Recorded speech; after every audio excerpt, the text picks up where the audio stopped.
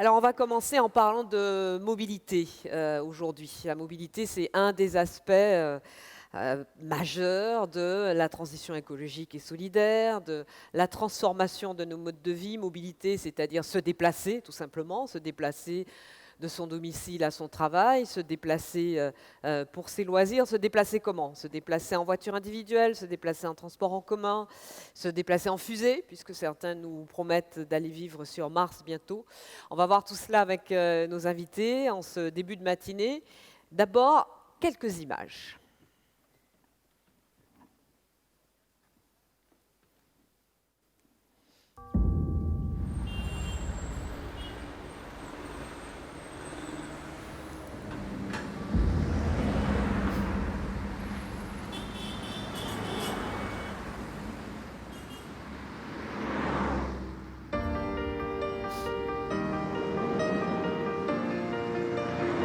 Miro por la ventana, esperando llegar a tiempo al trabajo. A veces me pregunto, ¿será posible cambiar este camino? ¿Podría ser más corto o menos estresante?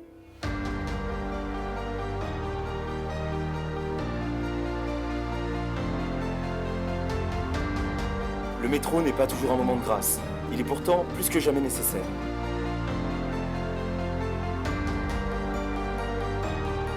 Et du fait qu'on soit toujours là, qu'on soit toujours présent et de plus en plus nombreux, on sent que ça pèse quand même. C'est vraiment un élément de la mobilité du futur.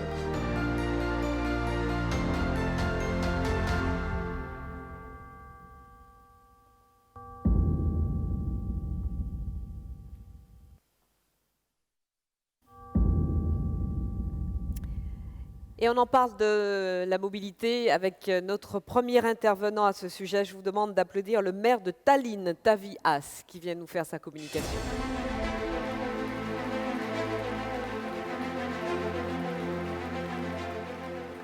Je vous en prie.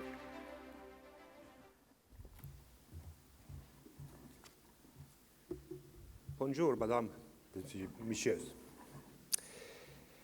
I'm very glad to be here. Je suis très heureux d'être avec vous aujourd'hui et de parler de mobilité avec vous. Je viens de Tallinn. Tallinn a des transports en commun gratuits pour ses citoyens. Tallinn est la première capitale avec le transport public gratuit. On peut d'ailleurs l'appeler la capitale du transport public gratuit. En France, en Estonie, en Europe, partout dans le monde, partout, nous faisons face aux mêmes problèmes. Les villes grandissent. Et des villes plus grandes, ça veut dire plus de personnes, ça veut dire plus de voitures. Toutes les villes comprennent qu'on ne peut continuer ainsi. Les villes, en grandissant, elles deviennent trop petites pour les voitures. Les rues ne peuvent pas s'élargir, et même si nous les élargissons, cela ne veut pas dire que la ville dans les rues sera meilleure. Cette croissance a ses limites. Et je pense que nous devons rendre les rues aux personnes. Il faut plus d'espace pour les vélos, pour les piétons, et plus d'espace pour le transport public, et surtout dans les centres-villes. Un bus peut transporter autant de personnes que 60 voitures. Un tram, le même nombre de personnes que 100 ou 150 voitures.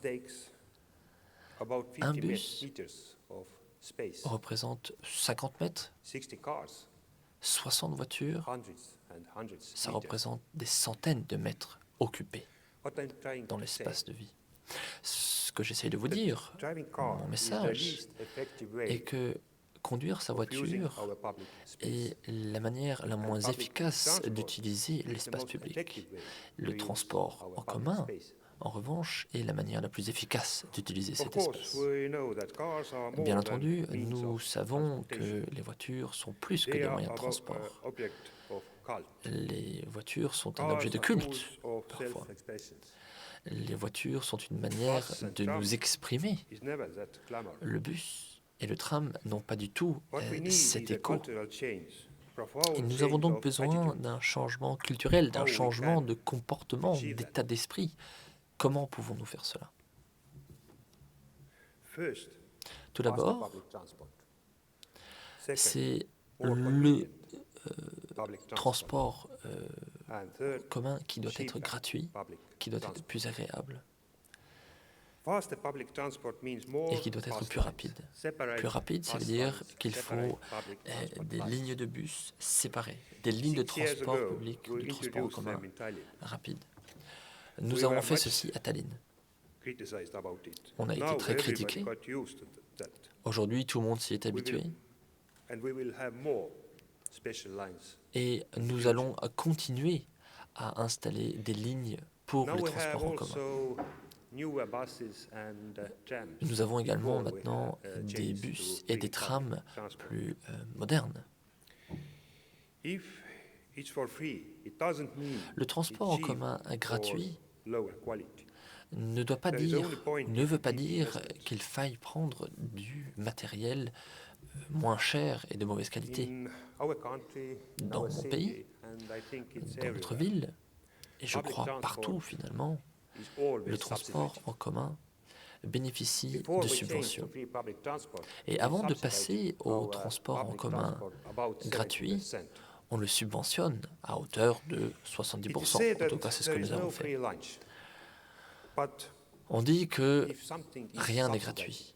Mais quelque chose qui est subventionné à plus de 50%, finalement, c'est à moitié gratuit. Les transports en commun et les villes et les rues sont des infrastructures de la ville. Quand on a installé ces transports en commun, l'opposition a dit que il fallait payer pour les villes et pour les rues. Mais les utilisateurs des voitures ne payent pas pour les rues. Bien sûr, ils payent le parking, mais bon, ça ne suffit pas. En France, vous avez les péages.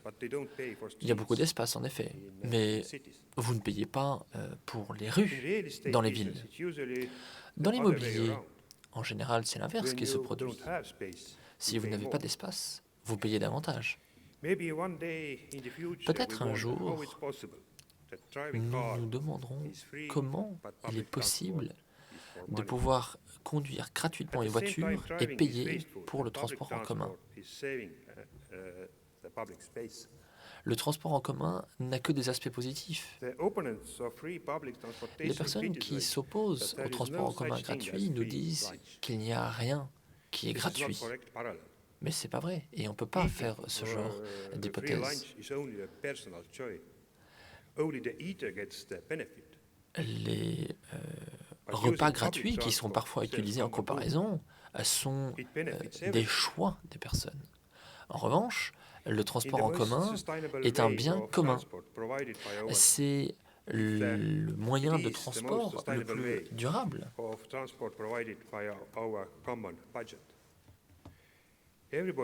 Tout le monde participe à réduire la pollution, à réduire le bruit, à réduire les embouteillages, à augmenter l'espace public. À Tallinn, nous avons commencé notre changement de l'infrastructure publique et de la mise en place du transport en commun avec beaucoup d'opposition, mais aujourd'hui, tout le monde est derrière nous, et surtout concernant la gratuité du transport public. Le transport en commun gratuit, il est gratuit pour tous les habitants de Tallinn. Il est également gratuit pour les conducteurs qui viennent de l'extérieur et qui utilisent les systèmes Park and Ride, donc des grands parkings à l'extérieur des villes. Nous avons d'autres systèmes gratuits en Estonie. Nous avons des systèmes de transport en bus, en car, qui sont gratuits également. À mon sens, la mobilité positive va plus loin. N'oublions pas que nous devons prendre en compte des questions d'urbanisme, notamment concernant le stationnement. Si nous intégrons les parkings dans l'urbanisme, nous allons encourager l'utilisation des voitures. Il faut donc que nous changions notre approche de l'urbanisme. Et nous devons notamment nous dire ceux qui utilisent plus d'espace devraient payer davantage et ceux qui permettent d'utiliser moins d'espace devraient payer moins. J'aimerais terminer ma présentation par les paroles d'un certain Gandhi. D'abord, il vous ignore, puis il vous moque, et finalement, ils sont avec vous, et finalement, nous gagnons ensemble. Merci pour votre attention.